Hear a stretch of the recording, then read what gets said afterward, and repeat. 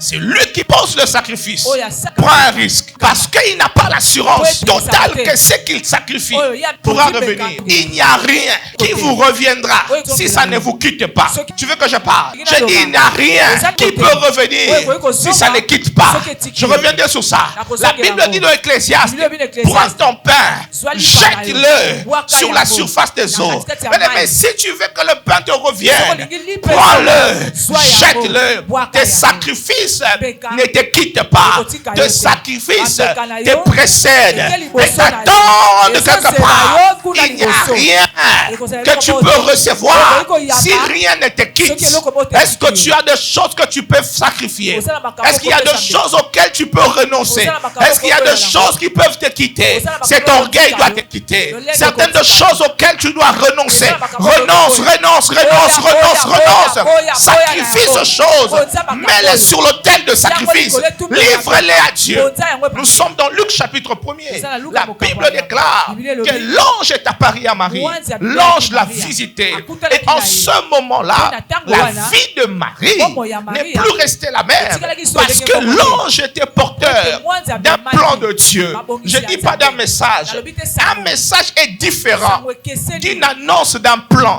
Il y a des gens qui reçoivent des messages. Mais il y a des gens que Dieu révèle le plan. Le plan de Dieu est différent seulement du message. La révélation du plan de Dieu, c'est la révélation du chemin de Dieu. Il dit, je commencerai là et je finirai là. Lorsque l'ange est apparu à Marie, l'ange ne lui est pas seulement annoncé, mais l'ange lui a appris ce que Dieu fera. Dieu dit, tu tomberas enceinte. L'ange dit à Marie, elle tombera enceinte. Et Marie pose la question, comment cela se fera? L'ange révèle le chemin. Il dit, tu seras couverte de la puissance du Très-Haut.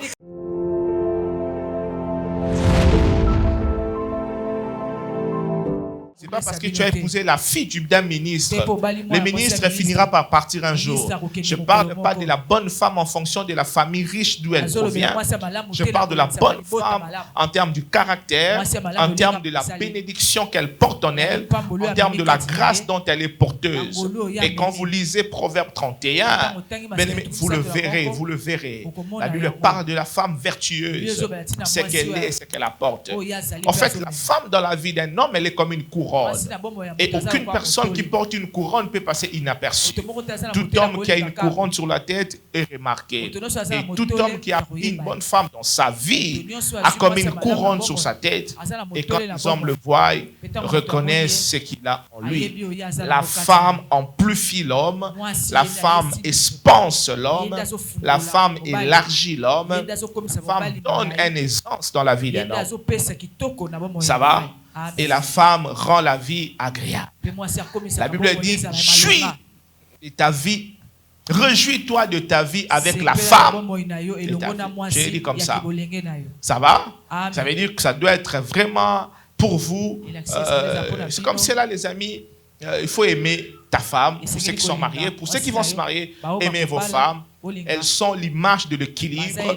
Elles sont l'image de la joie, de la paix. Et ceux qui se sont bien mariés vous diront que la vie a eu un autre sens, une autre direction les jours où ils se sont mariés. Donc, chères demoiselles, chères dames, sachez qui vous êtes. Dans la vie de vos maris, vous n'êtes pas n'importe qui. Veillez sur vous-même pour que le diable puisse avoir la femme. Non, le diable voulait avoir l'humanité. Mais pour avoir l'humanité, il fallait avoir Adam. Mais pour avoir Adam, il fallait passer par Ève. Ça veut dire que tu es une porte. Il y a des hommes qu'on ne pourra jamais détruire si on ne passe pas par leurs femmes. Est-ce que pour avoir Samson, il fallait passer par une demoiselle? Alors, bien-aimés, faites attention, chères dames. Sachez qui vous êtes, ce que vous apportez, ce que vous portez en vous, la destinée qui vous est réservée. Et sachez comment vous comporter. Jeunes sœurs, vous n'êtes pas n'importe qui. Aujourd'hui, la plupart de belles femmes sont de jouer pour les hommes riches. Parce qu'elles se contentent de leur beauté comme un fonds de commerce. Elles pensent qu'elles ne peuvent plus rien faire dans la vie. Et elles doivent vivre que de ces hommes-là. C'est comme ça vous verrez beaucoup de belles femmes qui sont comme des jouets pour des hommes. Elles acceptent des choses qu'elles ne pouvaient pas accepter parce qu'on les prend en charge. Mes sœurs, apprenez à faire quelque chose. Votre indépendance financière ne devait pas être une façon de vous concurrencer à votre futur mari ou à votre fiancé. Mais c'est d'abord pour vous mettre dans un standing, dans un couloir, vous mettre dans un niveau. Ça veut dire quand vous allez vous marier, apportez aussi quelque chose. Les femmes belles n'en finiront jamais. On peut en trouver partout, ne vous en faites pas. Mais la femme qu'on épouse, c'est pas seulement celle qui est belle, mais c'est celle qui a un apport. Ça veut dire c'est quoi ton apport? C'est quoi ton apport? Ça peut être la prière, ça peut être l'intelligence, ça peut être la sagesse, ça peut aussi être l'argent. Il n'y a pas de péché à cela. Ayez quelque chose à donner. Excusez-moi de le dire, je finis par là. Au-delà des relations intimes, au-delà des parties intimes, mes filles, ayez autre chose à donner. Les hommes qui sont mariés vous diront, d'ailleurs, ce n'est pas tous les jours qu'ils y vont. Ça veut dire qu'il y a même des occasions où il fait que la femme est enceinte et puis on ne la touche pas. Donc pendant ce moment, comment la vie du foyer se vivra? Ça veut dire qu'il y a autre chose au-delà de votre beauté. Vous savez, il y a des femmes belles, le jour où elles tombent enceintes, elles deviennent, je ne sais pas comment les décrire, elles perdent toute leur beauté parce qu'elles sont enceintes. En ce moment-là, si c'est seulement ta beauté que tu as, le jour où cet homme perdra ce travail, il y a beaucoup de choses qui peuvent faire que ta beauté ne soit plus remarquable. Mais quand tu as la beauté extérieure et également la beauté intérieure, qui fera que le jour où la beauté extérieure commencera à perdre son éclat, que la beauté intérieure puisse s'éclairer, puisse s'éclater et que tu puisses être cette femme que tout homme reverrait avoir. Est-ce que je vous ai parlé? Est-ce que vous êtes avec moi? Amen. Alors mes filles, faites attention. Une femme connue par des hommes à tout moment n'a plus rien à protéger. La femme est sacré. Vous savez, parmi les biens sacrés d'un homme, ce n'est pas la maison, c'est sa femme. Les hommes spirituels le savent. Pour avoir ton pouvoir, surtout ceux qui sont en politique ou ceux qui sont dans les affaires, des grands avocats, des grands entrepreneurs, pour avoir leur pouvoir, si on prend leur femme, c'est fini. Même pour les hommes d'onction, la femme est la cuve d'onction d'un homme ouin. Quand un homme de Dieu, il vient faire le service, quand il va finir par sa femme, toute l'onction qu'il a reçue, c'est là-bas qu'il déverse. Et la femme de l'homme de Dieu est la cuve d'onction de l'homme de Dieu. C'est là où l'onction va rester. Ça va? Amen. Je dis ça va? Amen. Donc femme, tu es précieuse, tu as été créée pour embellir, tu as été créée pour émerveiller, tu es une créature extraordinaire, considère-toi telle qu'elle, mes filles, refusez d'être la deuxième femme, vous n'en méritez pas. C'est quand même énervant de voir une jeune dame qui n'a même pas 30 ans, accepte d'être une deuxième femme, d'un jeune homme aussi, mais avant c'était des vieux. Aujourd'hui les jeunes gens commencent à avoir deux femmes, c'est compliqué. Ma fille, pourquoi on ne pouvait pas te marier? Pourquoi tu dois être une deuxième femme? Tu as toute la vie devant toi. Tout ça parce que vous ne voulez pas travailler. Vous voulez vivre aux dépens des gens. Mon frère, garde ton argent. Un homme avec une vie de couple en désordre ne pourra jamais se bâtir solidement. Les jeunes filles, TikTok n'est pas la vie. Facebook n'est pas la vie. Travaillez sérieusement, battez-vous. Vous savez, beaucoup de grandes personnes qui voyagent en business ne les affichent pas. Moi, le fois où il m'est arrivé de voyager en business, pas parce que j'ai acheté, parce qu'on m'a acheté. Je ne les ai même pas affichés. Vous ne le savez même pas. Je n'ai pas besoin. Pourquoi je dois vous montrer que je suis en business? Pour que vous en faites quoi? Vous voyez tout ce parvenu là. Ce sont des illusions que les gens nous vendent. Mais au fond, ce n'est pas la vie qu'ils ont. Donc faites attention les amis. Faites attention. Faites très attention les filles. Surtout les jeunes sœurs. L'ennemi veut facilement vous détourner de votre destinée. Et faites attention. Le siècle présent ne devait pas vous influencer. Vous êtes fils et filles du royaume. Vous devez vivre selon la pensée, selon le prescrit de la parole de Dieu. Et d'où vous allez, vous y arriverez. Et la faveur de Dieu vous comblera. Je croyais avoir parlé à une personne. Amen. Que Dieu te bénisse. Activez la visitation par le sacrifice. Alors, je commence cette série d'enseignements aujourd'hui. Le mois prochain, j'aurai des dimanches. C'est ça, pasteur? Des dimanches où je parlerai de la peur, c'est ça? Et en mai, j'aurai 3 dimanches où je parlerai de 2025, où je parlerai de toute grâce excellente et tout don parfait. Activez la visitation par le sacrifice. Vous êtes avec moi? Est-ce qu'on peut commencer? Let's go. Ceux qui écrivent, nous sommes activés. Dans cette nouvelle série d'enseignements, 3 mots clés attirent notre attention. Je voudrais vraiment que vous soyez attentifs avec moi à mon introduction. Activez la visitation par le sacrifice. À cette nouvelle série d'enseignements, 3 mots clés attirent notre attention. Le premier mot, c'est le mot activer. Le deuxième mot qui attire notre attention, c'est le mot visitation. Le troisième qui attire notre attention, c'est le mot sacrifice. 3 mots attirent notre attention à cette nouvelle série d'enseignements. Activer la visitation par le sacrifice. Quelqu'un me poserait la question, pasteur, est-ce possible d'activer la visitation? Est-ce que la visitation ne serait pas la volonté seule de Dieu? Est-ce que ce n'est pas Dieu lui-même qui se décide de nous visiter? Est-ce que ce n'est pas Dieu lui-même, par sa souveraineté, qui se décide de nous faire du bien? Est-ce que ce n'est pas Dieu lui-même, par sa puissance, se décide de déverser sa gloire, afin que nous soyons bénéficiaires de ses grâces? On se pose cette question. Alors que j'ai mis ce thème, moi-même je me suis posé ces questions. Certainement vous le poserez aussi. Vous vous direz, mais pasteur, est-ce que ce n'est pas Dieu qui décide? Parce que quand on dit active, est-ce que quand on dit activer la visitation par le sacrifice, ça sous-entend comme si nous voulons forcer Dieu? Quelqu'un poserait la question, pasteur, est-ce que c'est possible? Est-ce que nous pouvons activer cela? Est-ce que nous pouvons pousser Dieu à cela? Est-ce que nous pouvons, nous aujourd'hui, par nos sacrifices, par une attitude, par une prière, par un acte, pousser Dieu à nous visiter? La réponse ce matin serait tout au long de mon enseignement.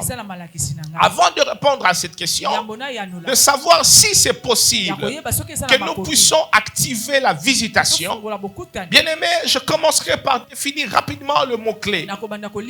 Premièrement, sur activer. Le mot activer sous-entend ceci. À la compréhension de cet enseignement, le mot activer sous-entend et prend le sens d'initier. Lorsque je dis activer la visitation par le sacrifice, vous pouvez remplacer le mot activer par initier. En d'autres termes, je dirais à initier la visitation par le sacrifice. En d'autres termes, au regard de cet enseignement, le mot activer voudrait aussi dire provoquer. Tu pourrais remplacer activer par provoquer. En d'autres termes, je dirais provoquer la visitation par le sacrifice. Vous pouvez remplacer le mot activer par faciliter. En d'autres termes, je serais en train de dire faciliter la visitation par le sacrifice. Vous pouvez également remplacer le mot activer par le mot démarrer. Tu peux démarrer ta visitation par le sacrifice. Donc le mot activer prend le sens d'initier, de provoquer, de faciliter, de démarrer, de pousser la visitation par le sacrifice. La manifestation de la visitation. Le deuxième mot-clé qui est la visitation sous-entend. Vous êtes avec moi? Amen. Je peux aller rapidement? La visitation sous-entend ce moment précis dans la vie de l'homme où Dieu s'approche de lui pour changer sa situation. Je le répète pour ceux qui écrivent. La visitation sous-entend ce moment précis dans la vie de l'homme où Dieu s'approche de lui pour changer sa situation ou opérer un miracle dans sa vie.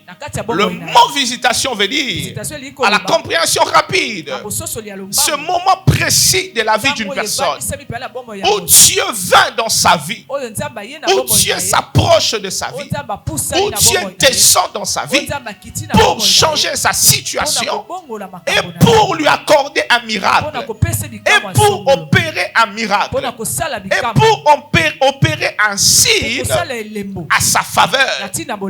La visitation, c'est ce moment où Dieu descend dans la vie d'une personne pour manifester la gloire de sa grâce, afin que cette personne vive en ce moment précis la gloire de Dieu.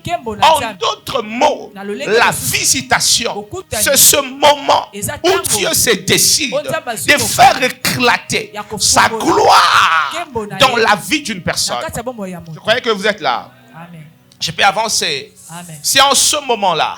C'est-à-dire, quand on dit qu'il a été visité, quand tu entends quelqu'un dire Dieu m'a visité, en d'autres mots, la personne voudrait dire Dieu est descendu, il a fait éclater sa puissance, sa gloire, il m'a accordé un miracle et il a changé ma situation. Vous le voyez avec Marie. Nous sommes dans Luc chapitre 1er. La Bible déclare que l'ange est apparu à Marie. L'ange l'a visité. Et en ce moment-là, la vie de Marie n'est plus restée la même. Parce que l'ange était porteur d'un plan de Dieu. Je ne dis pas d'un message. Un message est différent d'une annonce d'un plan. Il y a des gens qui reçoivent des messages.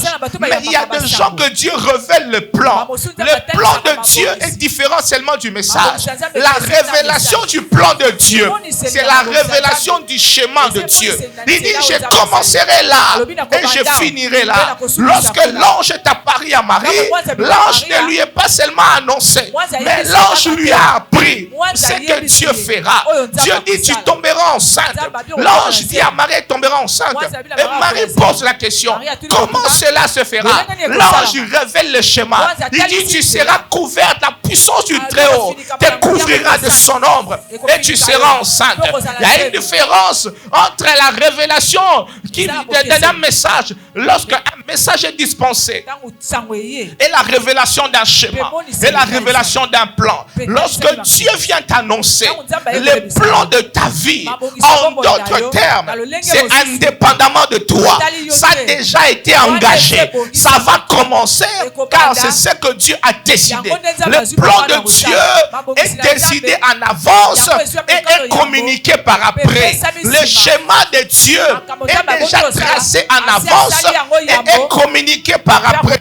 Je viens parler à une personne qui a reçu de Dieu l'annonce d'un plan, l'annonce d'un schéma. Dieu a tout tracé. Ça commencera par un point A, ça arrivera au point C, ça viendra au point X et ça arrivera au point Z. Le schéma est tracé, le plan est dessiné. Tu n'as rien à faire. Tu seras victime du plan de Dieu. Tu seras victime de la grâce de Dieu. Tu seras victime de la faveur. Tu seras victime de la volonté de Dieu. Car il s'est décidé de te bénir. Et personne ne pourra arrêter cela. Il s'est décidé de changer ta situation. Et rien ni personne ne pourra étouffer cela. Quelqu'un me donne la main. Amen.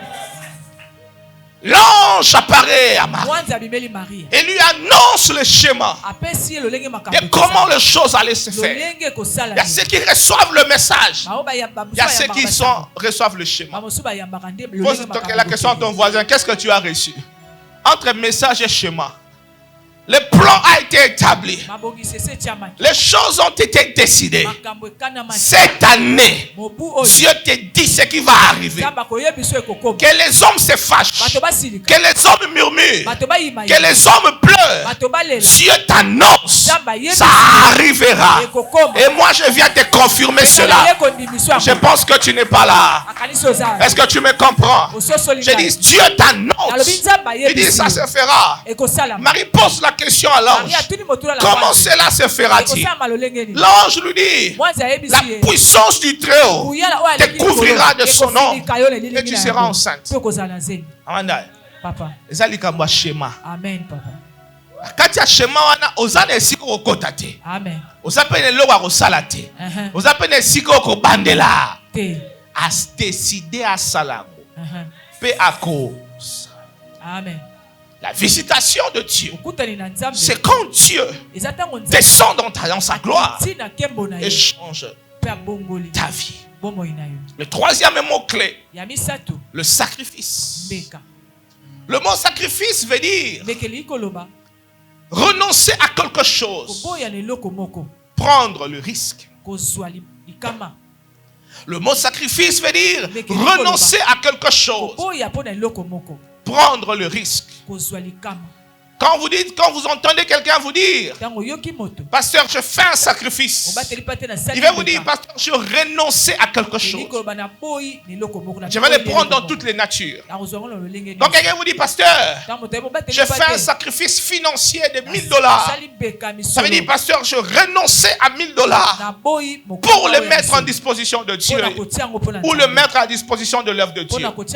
Quand vous entendez quelqu'un vous dire, pasteur, je fais un sacrifice de jeûne et prière, où je n'ai pas mangé pendant 10 jours, la personne va vous dire, je renonçais à la nourriture pendant 10 jours pour me concentrer à la prière.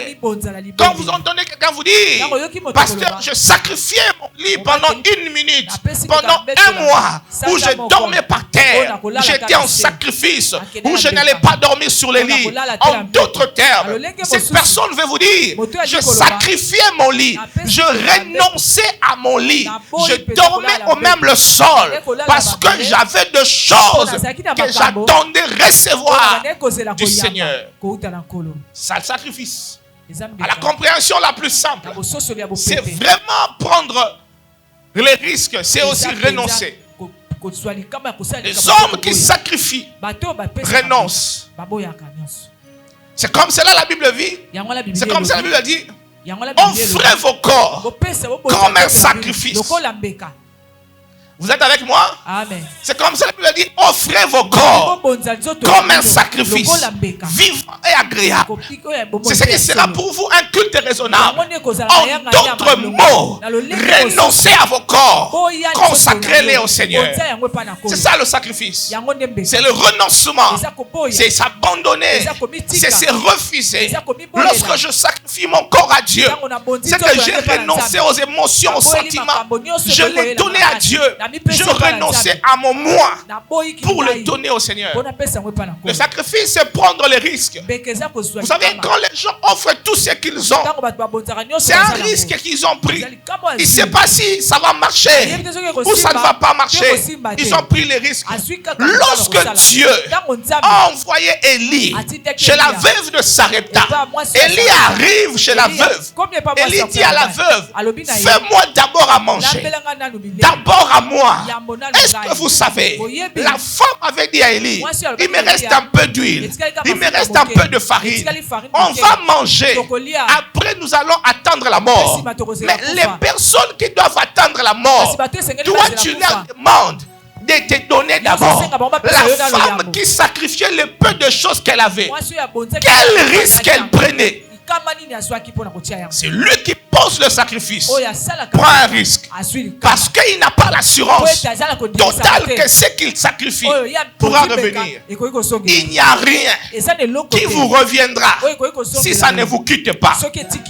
Tu veux que je parle? Je dis, il n'y a rien qui peut revenir si ça ne quitte pas. Je reviendrai sur ça. La Bible dit dans l'Ecclésiaste, prends ton pain, jette-le sur la surface des eaux.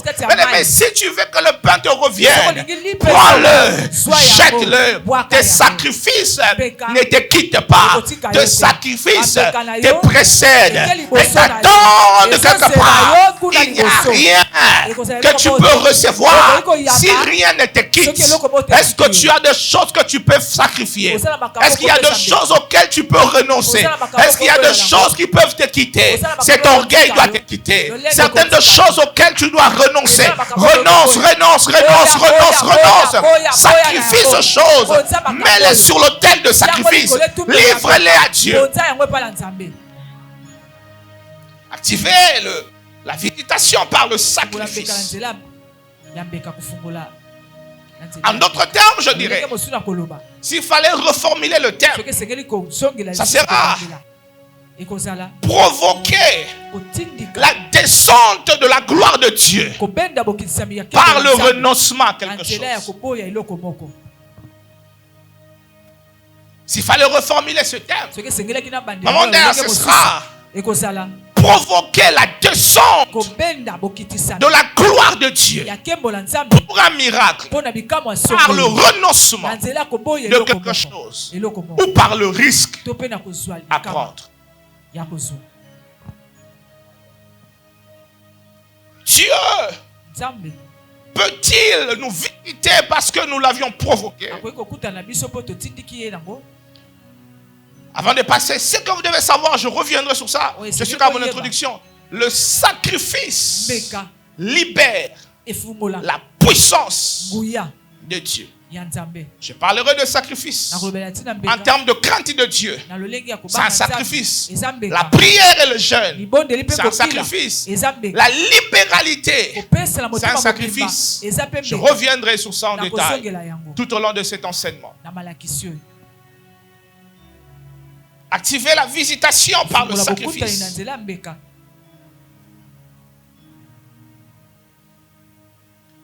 Pour ceux qui lisent la Bible comme moi, ceux qui sont lecteurs de la Bible, quand vous lisez dans les évangiles, il y a une chose qui va attirer votre attention. Vous allez vous rendre compte que quand vous voulez faire la comptabilité de tous ceux qui ont vécu le miracle avec Jésus dans les évangiles, alors qu'il était sur la terre, vous allez vous rendre compte que la plupart de ces hommes qui ont vécu le miracle avec Jésus ont eux-mêmes provoqué ce miracle. Les hommes qui ont vécu le miracle alors que Jésus était sur la terre, la plupart de ces hommes, ce n'était pas du gré du Seigneur. Ils l'ont provoqué, ils l'ont poussé à bout, ils l'ont initié, ils l'ont voulu, ils ont manifesté, ils ont posé un acte.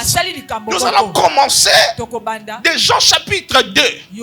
Au noces Cana, on va passer, mes bien-aimés, par Bartimée, on va passer par la femme à la perte de sang, on va aller par les centeniers, on va citer ce miracle, la fille de Jairus. Vous allez vous rendre compte qu'au départ, au commencement, ils l'ont initié, ils l'ont activé, ils l'ont provoqué, ils ont voulu cela.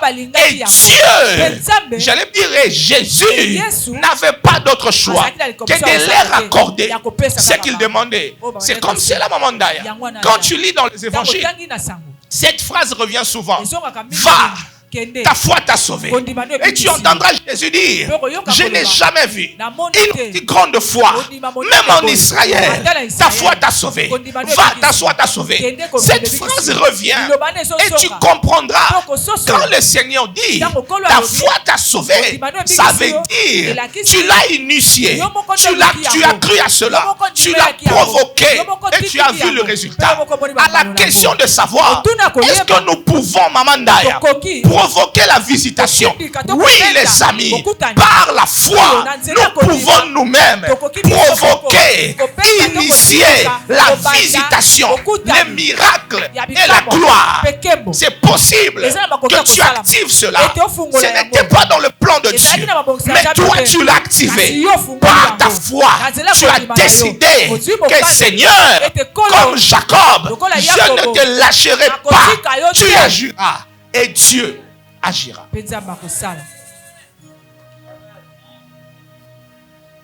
La plupart d'entre nous attendent. Et quand tu leur poses la question, qu'est-ce que vous attendez? Ils n'ont pas de réponse. Ils attendent.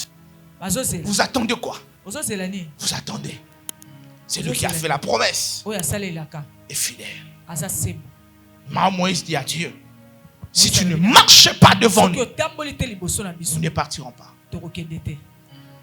Est-ce possible d'activer la visitation? Oui, les amis. La plupart de ceux qui ont vécu le miracle avec Jésus, alors qu'il était sur la terre, ils ont initié ces miracles. Ils l'ont provoqué. Ils l'ont facilité. Ils l'ont voulu. Et ils les ont vécus.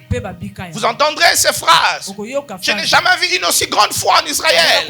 Va, ta foi t'a sauvé. Vous entendrez, veux-tu être guéri? Jean chapitre 2, verset 1er, verset 12. Le premier miracle de Jésus. Aux noces de Cana. La Bible dit, ils arrivent à la fête. Les gens buvaient, les gens festoyaient. Mais il arrive un moment, le vin s'arrête. Il n'y avait plus de vin. Et Marie se tourne à Jésus. Est-ce que vous savez que lorsque Jésus est venu, il n'avait pas prévu ce soir-là accomplir un miracle. Mais dans cette fête, il y avait une femme qui s'appelait Marie, qui était là et qui connaissait que parmi les invités, il y a un invité spécial qui n'est pas comme tout le monde. Ton problème est que tu es au milieu de problèmes, mais tu ne sais pas qui est avec toi dans ta vie et en ce moment-là. Tu ne le sais pas. C'est comme cela. Lorsque les disciples étaient avec Jésus dans la barque, ils ont commencé à paniquer parce qu'à un moment, ils ont oublié qui était avec eux dans la barque. Regarde ton voisin, pose la question. La tempête se lève, mais qui est dans ta barque? Pose la question, pose la question. Les hommes t'abandonnent, mais qui est dans ta barque? Les hommes te laissent, mais qui est dans ta barque?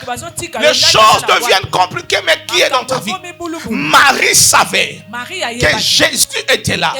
Rapidement, prenons Jean chapitre 12. Jean chapitre 2, verset 1er.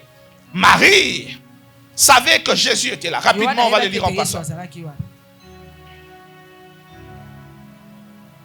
Mais il faut que ça tourne, sinon ça va me déranger avec la Bible. Marie savait que Jésus était là. Jean chapitre 2, verset 1er. Rapidement.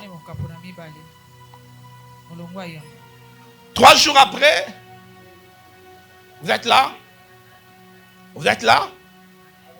Jean chapitre 2, verset 1er. 3 jours après, en Galilée, la mère de Jésus était là. Et Jésus fut aussi invité parmi... aussi aux noces, invité aux noces avec ses disciples. Verset 3. Ou carrément arrêter ça, ça va beaucoup me déranger. Verset 3. Le vin ayant, qu'est-ce qui s'est passé après? Mais qu'est-ce que la mère de Jésus lui dit? Ah, mais ça, on arrête. Même pour lire. C'est moi qui prêche. Vous devez seulement lire. Mais vous ne lisez pas. C'est quoi le problème? Il faut lire la parole de Dieu. On reprend. Jean chapitre 2, verset 1er. Continuons. 3 jours après, il y eut des noces à Cana en Galilée. La mère de Jésus était là. Qui était là? La mère de Jésus. La mère de Jésus. Après? Et Jésus fut aussi invité aux noces avec ses disciples. Verset 3. Les vins ayant manqué. Les vins ayant manqué. La mère de Jésus lui dit. Ils n'ont plus de vin. Ils n'ont plus de vin. Jésus lui répondit, femme, qui a-t-il entre moi et toi? Mon air n'est pas. Est-ce que son air était là? Vous venez de lire, non? Est-ce que son air était là? Non. Est-ce qu'il était prêt pour le miracle? Est-ce que ce jour-là, il était venu pour le miracle? Et qu'est-ce que la Bible dit, le verset qui suit après? La mère dit, ok, qu'est-ce qu'il faut faire? Tout ce qu'il fera quoi? Il vous dira. Amen. Amen. Il dit, faites tout ce qu'il vous dira. Que son heure soit arrivée. Que son heure ne soit pas arrivée. La mère n'a plus regardé à Jésus. Elle a tourné aux disciples. Elle leur a dit tout ce qu'il vous dira. La mère savait que celui qui était là était capable de redonner la joie. Dans cette fête-là, les vins manquaient. Mais Jésus était présent. Je ne sais pas si tu as compris. Les vins manquaient, mais Jésus était présent. Je ne sais pas qu'est-ce qui manque dans ta vie, mais Jésus est présent. Marie dit aux disciples, tout ce qu'il vous dira, j'ai dit tout ce qu'il vous dira, faites-le. Et par après, Jésus n'a pas résisté. Jésus a dit ce qui devait être fait. Et les choses qui devaient être faites a été fait. Et le miracle a été manifesté. Au départ, il ne l'a pas voulu. Mais la foi d'une femme qui s'appelait Marie, qui connaissait Jésus, a provoqué une visitation, a provoqué un miracle. Et la Bible déclare, ça a été le premier miracle de Jésus. Son premier miracle n'était pas par son vouloir, mais c'était par la foi d'une femme. Je viens t'annoncer, Dieu n'avait pas prévu faire ça au mois de mars, mais je viens t'annoncer, ta foi va changer quelque chose. J'ai dit ta foi, tu ne me crois pas. J'ai dit, il n'avait pas prévu de toucher ce matin. Mais ta foi ne va pas le laisser passer inaperçu. Il n'a pas prévu toucher des choses en cette saison. Mais ta foi va changer les circonstances et les situations. Est-ce que tu me donnes un bon amen? Marie dit aux serviteurs, il dit aux disciples, tout ce qu'il vous dira, faites-le. En d'autres termes, les miracles, la visitation, s'asseoir sur les directives de Dieu. Ce qu'il dit, c'est ce qui se fera. Il dit tout ce qu'il vous dira. Accroche-toi aux paroles qui sortent de la bouche du Seigneur. C'est comme cela un homme a dit, où irons-nous? Tu as le parole de la vie. Tu as le parole qui fait que notre vie soit une merveille. Je viens t'annoncer aujourd'hui, ce matin, pendant cette prédication, pendant cette série d'enseignements, il y a une visitation qui sera provoquée. Nous allons prier, nous allons poser des actes, nous allons prier, nous allons poser des actes, nous allons manifester la foi et Dieu n'aura pas d'autre choix. La Bible déclare, tout ce que vous demanderez en priant, croyez que vous l'avez reçu et vous le verrez s'accomplir. Je crois, je déclare dans le nom de Jésus, par la foi au nom de Jésus, un miracle, une visitation. Ils ont dit, ça n'arrivera pas. On n'a pas besoin de ce qu'ils disent. La Bible déclare, Bartimée a entendu parler de Jésus. Il n'a pas vu, il a entendu parler de Jésus. Il a commencé à crier, fils de David, fils de David, aie pitié. Les hommes le reprennent, les hommes lui demandent de se taire. Il a crié. Jésus n'avait pas prévu guérir Bartimée ce jour-là, mais Bartimée lui a crié. Et le miracle et la visitation et la gloire est descendu sur sa vie. Je prie ce matin pour une personne qui est prête. N'écoute pas ce que le prophète a dit. Toi parle à Dieu. Toi invoque Dieu. Lorsque lorsqu'on est allé annoncer à Ézéchias qu'il allait mourir, il n'a pas regardé le prophète. Il a tourné vers Dieu. Il a parlé à Dieu. Parle à Dieu.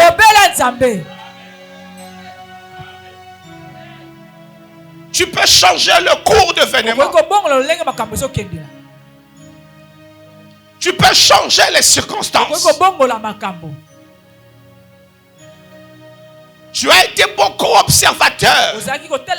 La foi n'agit pas demain. La foi agit maintenant. L'espérance est future, mais la foi est maintenant. C'est maintenant. It now. Agora. Maintenant. Sika sikoyo. Amen. Eza makambo alobi te. Eza makambo alobi wana te.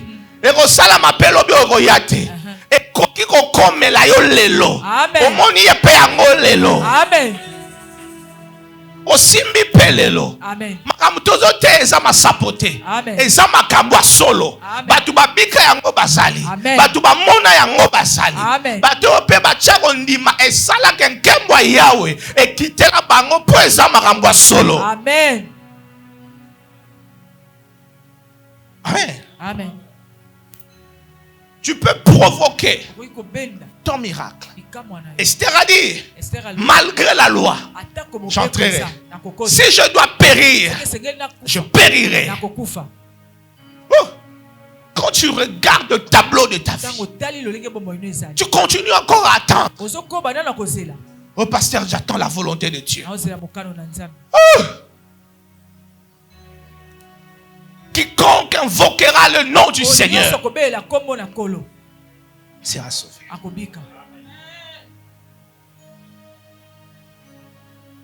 Le sacrifice peut activer la visitation. Le sacrifice peut provoquer la visitation. Le sacrifice peut ouvrir le ciel. Lorsque Noé est sorti du déluge, quand les eaux du déluge se sont calmées, qu'il est sorti, il lui a dit qu'il a bâti un hôtel. Je reviendrai. Il a bâti un hôtel. Il a répandu l'offrande. Le parfum est monté vers Dieu. Dieu n'avait pas prévu, mais Dieu est descendu. Parce qu'un homme a offert. Parce qu'un homme a posé un acte, un sacrifice. Dieu n'est pas resté insensible.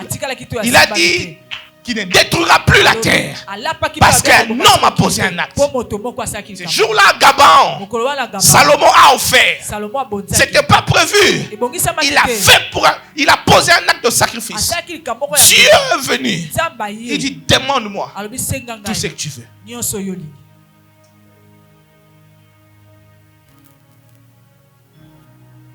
Vous vous êtes jamais posé des questions.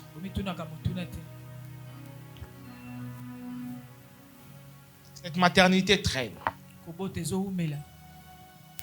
Ces dossiers tardent. Tu attends. Mais tu peux poser un acte. Je ne parle pas d'abord des offrandes. Je parle de l'acte de foi. La Bible dit, pendant 2 années, 12 ans, une femme atteinte d'une maladie, elle perdait le sang. Elle perdait le sang. La Bible dit, elle a perdu tout ce qu'elle possédait parce qu'elle les donnait aux médecins. Tout ce qu'elle possédait, l'argent, le bien, elle les a perdus, mais n'a pas de solution. Un jour, just one day, un jour, elle se levait. Le Seigneur était là. Elle s'est dit en elle-même, si je peux toucher ce qui te manque quand tu viens à l'église, c'est la détermination, c'est la décision. Tu n'as jamais pris avec Dieu des engagements sérieux. Tu n'as jamais cru sur des choses que tu confesses. Tu crois que la foi, ce sont des blagues. Tu crois que ces choses sont des aventures. La Bible dit pendant 12 ans, elle perdait, elle saignait. Un jour, les malheurs des années finissent un jour. Les chômages de 20 ans finissent un jour. Même quand quelqu'un a eu faim toute la journée, ou même quand tu as jeûné pendant 4 jours, tu ne manges pas. Tu as eu la faim de 4 jours. C'est un repas, un petit repas d'un jour qui assouvit ta faim. La soif de toute la journée finit par une bouteille, soit de jus, soit de l'eau. Tout malheur s'arrête un jour. La douleur de la stérilité de plusieurs années finit à l'annonce d'une grossesse un jour. De tous les malheurs de la vie peuvent se résumer à la satisfaction d'un jour. C'est comme ça David dit. Un jour dans tes parvis vaut mieux 1000 ailleurs. One day. Just one day. Juste un jour. Le problème, c'est que moment d'ailleurs, même quand nous venons comme ça, je vais finir par ici, continuer le dimanche prochain. La plupart d'entre nous n'ont pas la détermination, n'ont pas de décision, viennent pas comme des gens qui veulent voir. Jésus dit à cette femme, ne t'ai-je pas dit, si tu crois, tu verras. Peut-être que nous sommes réunis. La plupart d'entre nous pensent que nous sommes en train de blaguer.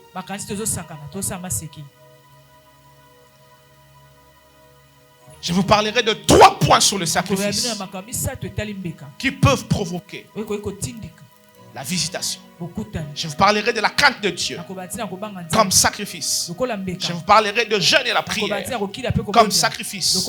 Et je vous parlerai de la libéralité comme sacrifice qui peut provoquer. Il y a des choses pour lesquelles, je suis dans mon introduction, comme ça je vais toucher un peu dans tout le point. Et à partir du dimanche prochain, je commence à séquencer les points. Il y a des choses pour lesquelles tu n'as pas besoin de prier. La crainte de Dieu suffit. Il y a des gens pour qui Dieu ne leur demande pas des offrandes. Dieu ne leur demande pas le jeûne. Dieu ne leur demande simplement de renoncer à la vie qu'ils ont, qui ne leur plaît pas. Tout ce que tu dois faire, c'est d'offrir ta vie comme un sacrifice, une offrande à Dieu, de te consacrer au Seigneur, de te détourner de ce mal et de rester sous son chemin. Tout ce qui sera pour toi un sacrifice, c'est de dire maintenant donc, je tourne le dos au mal et je regarde et je marche vers la piété, vers la sanctification, vers la consécration à Jésus-Christ. La Bible dit dans Tite chapitre 2, la grâce de Dieu, source du salut pour tous les hommes qui croient, nous pousse à renoncer au péché. Tite chapitre 2. La Bible dit la grâce de Dieu, source du salut pour tous les hommes qui croient, nous pousse à renoncer. Ça veut dire à sacrifier, à abandonner. Je reviendrai sur ça le dimanche prochain. La crainte de Dieu sera mon premier point. La crainte de Dieu comme sacrifice. De faire tout ce que Dieu veut avec toi, que tu renonces, que tu tournes le dos, que tu avances. On va parler à un homme, on va lire la Bible. Il y a un homme dans la Bible qui s'appelait Corneille. On le lira, je crois, c'est dans Actes chapitre 10. La Bible dit Corneille craignant Dieu. Il priait beaucoup. Il faisait des hommes. En lui seul, il résume ces 3 points. La crainte de Dieu, la prière et les offrandes. Les aumônes. Il s'appelait Corneille. Et la Bible dit un jour, l'ange lui est apparu. Je reviendrai sur ça. Bien-aimé dans le Seigneur, la seule et l'unique chose que Dieu peut demander à certains d'entre nous, c'est pas de jeûner, c'est pas de prier, c'est pas de donner les offrandes. C'est votre marche qui ne l'honore pas. qui ne le pleut pas. Certaines choses tardent. Et celles-ci vous-même vous les ont freinées. Si celles-ci vous-même vous les arrêtez.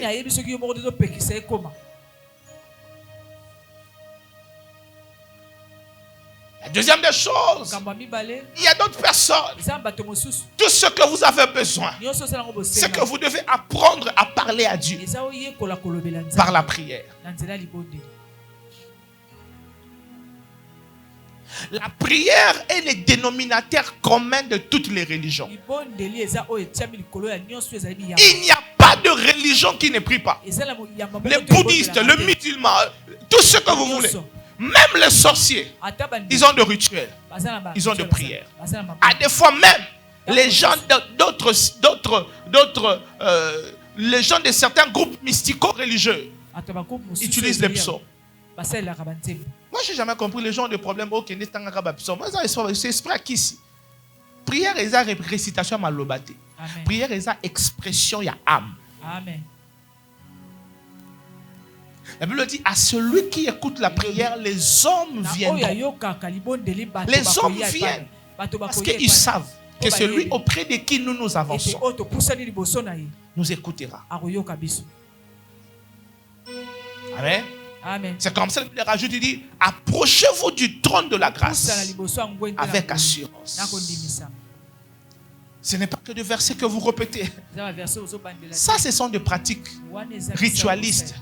C'est propre aux hommes qui sont dans le fétiche. Ils ont des choses qu'ils répètent. Ils pensent que la force est dans ça. La force n'est pas dans des choses qu'on confesse. Parce que la Bible dit c'est par l'abondance du cœur que la bouche doit parler. La force est dans la conviction qui suit les déclarations. Est-ce que vous comprenez? Amen. Tout ce que Dieu peut demander à d'autres. Je finis par là. Je finis après ce point. Tout ce que Dieu peut demander.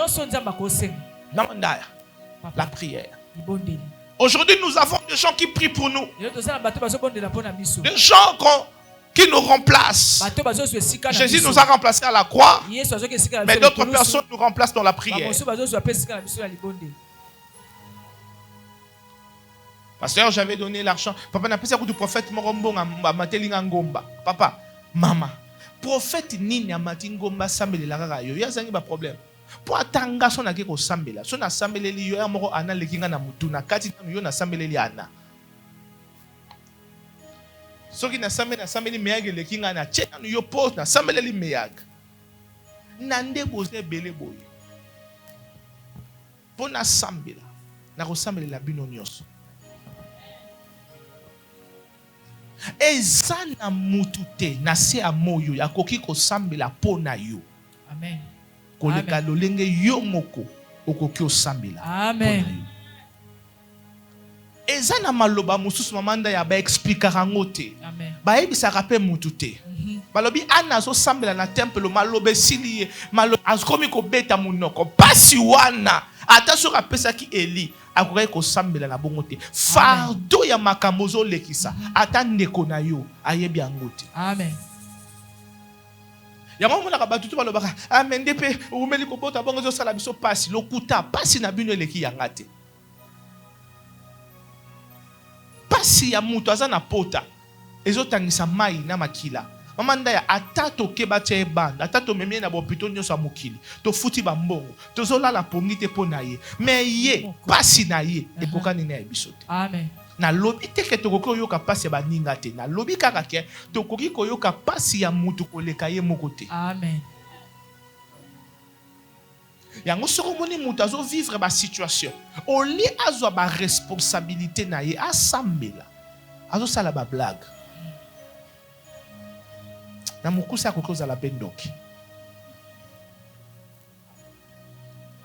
La prière, c'est l'expression de l'âme.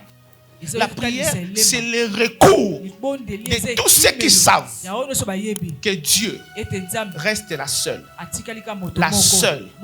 source, le seul recours, le seul refuge. C'est comme ça qu'il prie.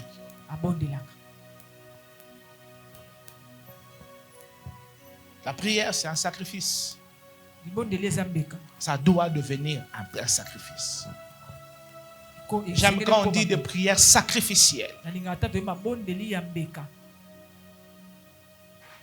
Ça peut ouvrir le ciel. Quand vous lisez dans Actes, Paul et Silas en prison, la Bible dit au milieu de la nuit, ils priaient et louaient Dieu. Au milieu de la nuit. Et cette prière a provoqué une visitation. Je reviendrai sur ça. Lorsque Pierre était en prison, la Bible dit l'église s'est mise à prier pour Pierre. Et Dieu a envoyé un ange. Regarde ton voisin, dis-lui, tu parles beaucoup. Regarde-lui, est-ce que tu pries? Est-ce que tu as prié ce matin? Comme la plupart d'entre nous ici, comme on vient à l'église le matin, on ne prie pas. As-tu prié le matin? As-tu prié la semaine? Même quand tu ne veux pas déranger ta femme ou ton mari, tu t'assois même pendant quelques minutes.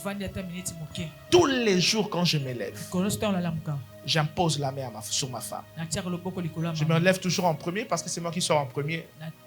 Tous les jours, soit quand je me lève, si j'oublie quand je vais sortir de la maison, je reviens toujours pour imposer la main sur ma femme. Elle est là, elle va vous dire, tous les jours, j'impose la main.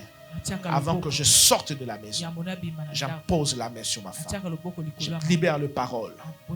Je prie pour elle. Et je sors de la maison. Les hommes croient que la prière, c'est une affaire de femmes. On reviendra sur ça. Est-ce que tu pries tout le matin? Est-ce que tu imposes les mains sur tes enfants? Est-ce que tu imposes tes mains sur cet homme? Est-ce que tu imposes tes mains sur ta femme? Est-ce que tu pries?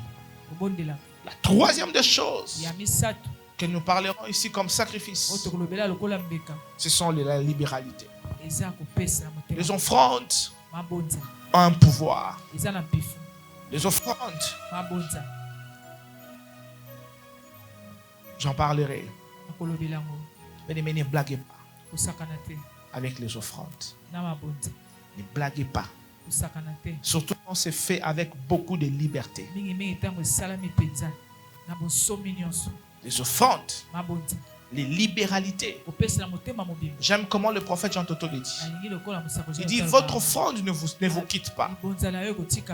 Votre offrande vous précède. Regardez les gens qui ont donné à Dieu des choses extraordinaires.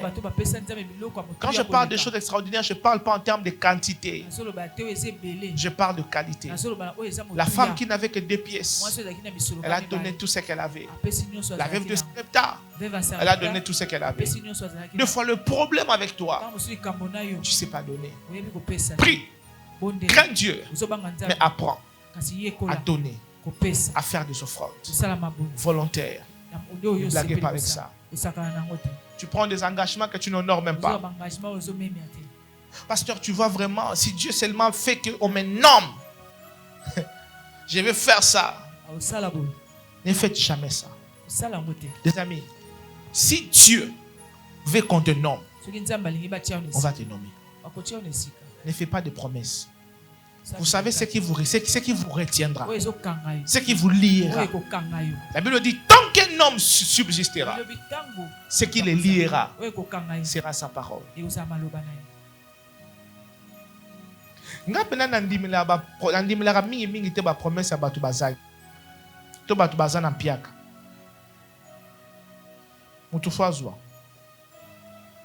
Hein? Et ça, vous avez des conseils à pasteur. Et ça sagesse à vie. Et puis ça est. Il y a un adage, mais il faut couper ça. Il ne faut pas que ça monte là-bas. Il y a un adage qui dit, pour mon intimité à sango, il faut mater le golanzete. Pour sango la tara soutane. Moi, mon ango rozalate. Bato mususu papa pour y babango faut bazwa. Quand l'église, mais vraiment, je sens que les pasteurs azoé basu ba valeur à batouté. Ba bisoyo. Frère, vous en valez en une. Quand ça a l'air à $700, on a un costume, il y a botou. Et cannu, Daniel, quel salaire à 500? Vraiment, dans cette église, quand vous parlez, le pasteur doit savoir qu'il y a les uns et puis il y a les autres. Les uns et les autres,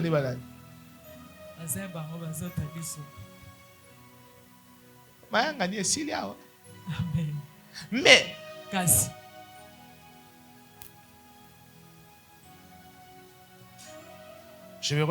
je reviendrai sur la libéralité. Je reviendrai. Mais il y a des gens, ils ne peuvent qu'être bénis. J'ai toujours raconté cette histoire. Je finis par cet exemple. Maman Odette, paix à son âme, la prophétesse. Elle a organisé des intercessions avec certaines personnes, beaucoup de gens d'ailleurs. Et des fois, elle finissait ses intercessions, elle n'avait rien à manger. Alors, moi, je venais qu'à la fin de ces intercessions. Très souvent, il arrivait que j'arrive, soit ils sont en train de finir, soit ils viennent de finir. Et quand on se mettait, parce que c'était vraiment ma maman, mon amie, ma confidente, quand on se mettait, elle me disait toujours, on fait un peu de blague, on rigole. Je prenais l'argent, je crois que c'était souvent $20, $30. Je la donnais, elle mangeait. Et elle disait souvent ceci, en blaguant, hein. Je prends toutes les bénédictions qui ont été déversées ici. Je les mets sur toi. Et tout le monde rigolait. Elle me disait, de tous ces gens qui sont là, personne ne fera le pas comme toi. Mais les hommes peuvent changer. Mais les paroles libérées sous l'onction, même quand la personne qui l'a libérée oublie, ces paroles sont restées. Et c'était d'une manière récurrente. Ça se faisait récurremment. Maman Ndaya, papa, est-ce que moi je dois t'expliquer ça? Tu connais la suite. Aujourd'hui nous en sommes là. Ne blaguez pas.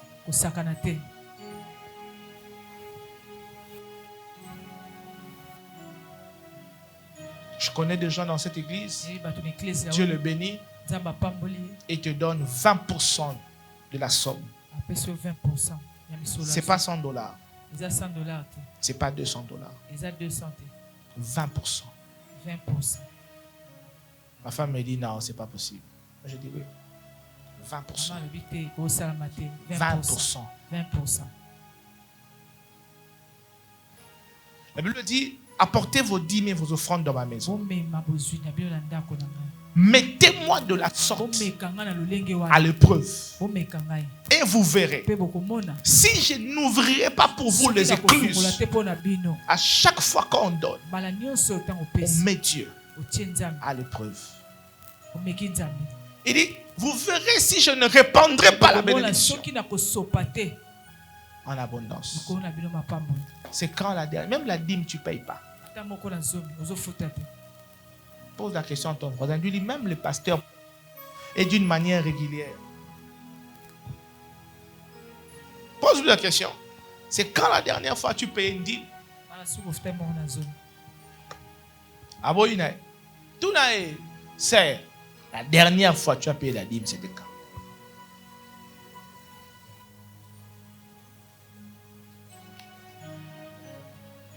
Tunae.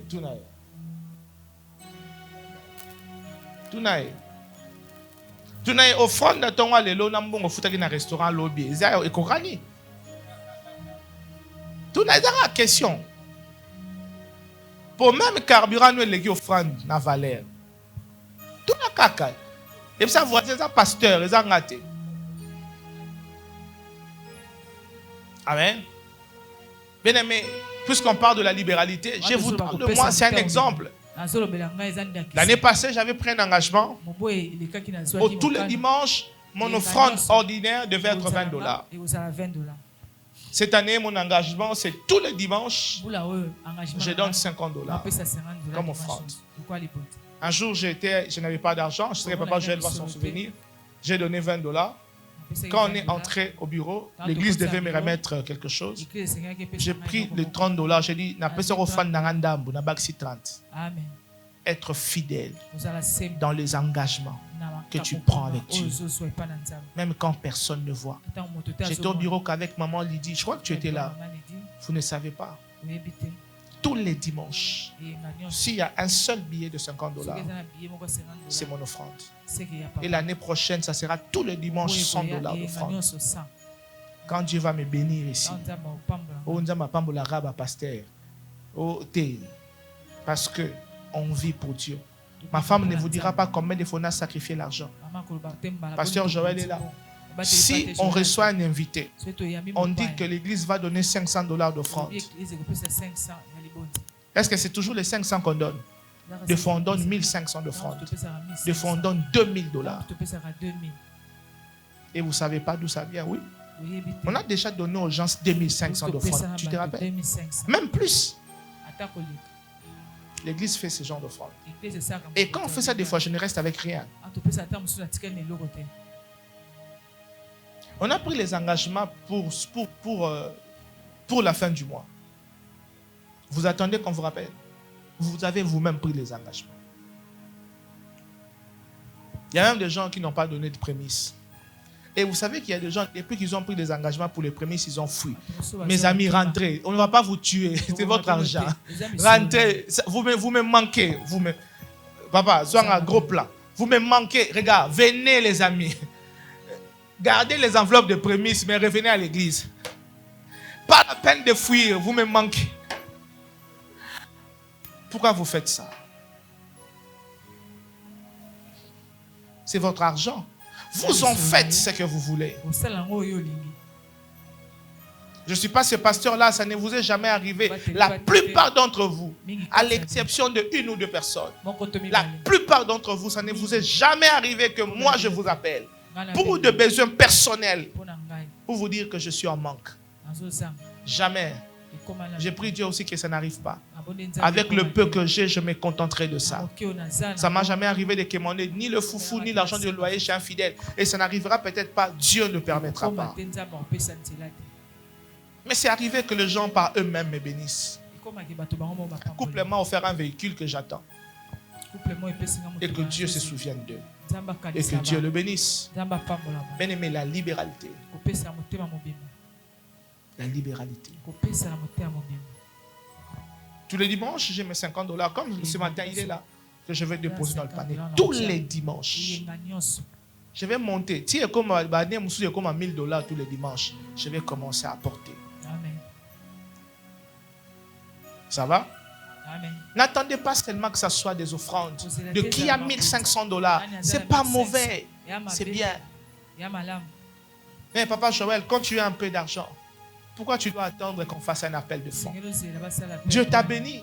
Une prime est passée. Ton frais de mission, enlève une offrande. Ce n'est pas un appel de fonds. C'est ton offrande ordinaire. Tu te dis, je n'ai jamais donné à Dieu une offrande de $200. Je mets $200. Je le dépose comme offrande ordinaire. Peut-être le pasteur ne sait pas. Personne ne sait que c'est toi. Mais le Dieu qui s'est localisé a vu que c'était toi. Et moi, j'apprécie ces genres d'offrandes où les gens donnent parce qu'ils sont convaincus, parce qu'ils savent ce qu'ils font. Ça va? Amen. Ça va? Amen. Est-ce que vous pouvez dire Amen bien? Amen. Combien des enveloppes de l'église qui chôment dans ton sac? Qui a des enveloppes d'engagement dans leur sac? Levez seulement la main. Si vous ne levez pas la main. Qui? Je vais vous citer. Je reconnais les têtes ici. Je sais quand vous prenez les engagements et vous ne donnez pas. Je vous connais. On n'a pas respect. Bon, après, c'est votre argent. Vous en faites ce que vous voulez. Nous vous enseignons. Ceux qui le feront, le feront. Ça va? Amen. Je dis Alléluia. Amen.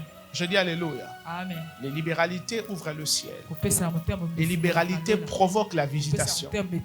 Les libéralités vous accordent de vivre une saison extraordinaire.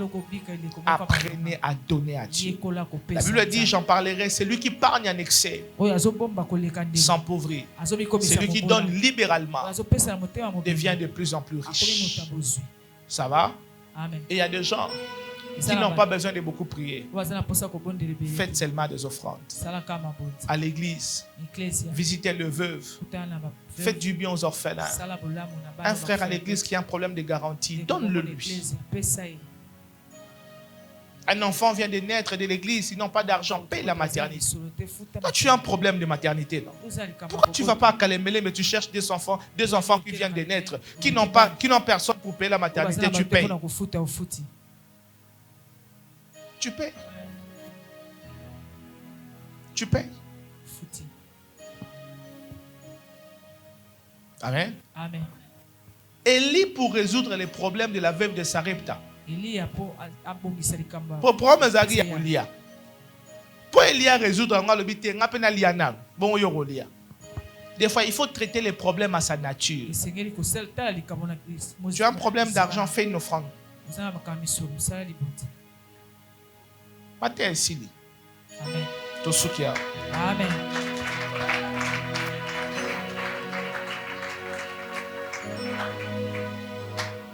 Nous sommes debout.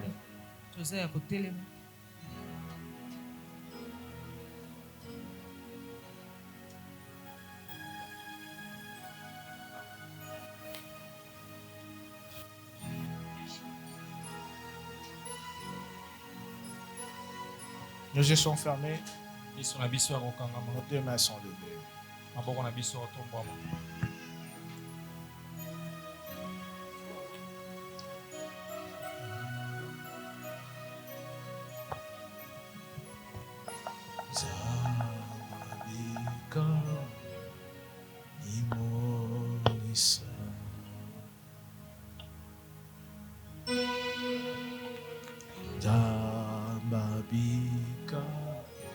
Vas-y, chante-le. Tikalolana. Zambabikamo. Zambabi. Imonisa. Shakaraba Sante Koya Brosate. Zambabika. Tikalola.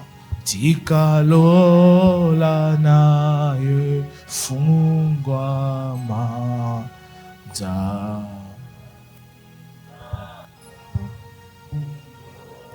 Élève tes deux mains, déclare Père dans le nom de Jésus. Père dans le nom de Jésus. Je prie ce matin. Et je déclare. Par la foi. Tout au long de cet enseignement. Je crois et je déclare que ma visitation est à ma portée par la foi dans le nom de Jésus. Je vivrai une nouvelle saison et je témoignerai ce que tu es capable de faire. Je déclare par la foi la visitation de Dieu sera mon partage dans le nom de Jésus. Amen.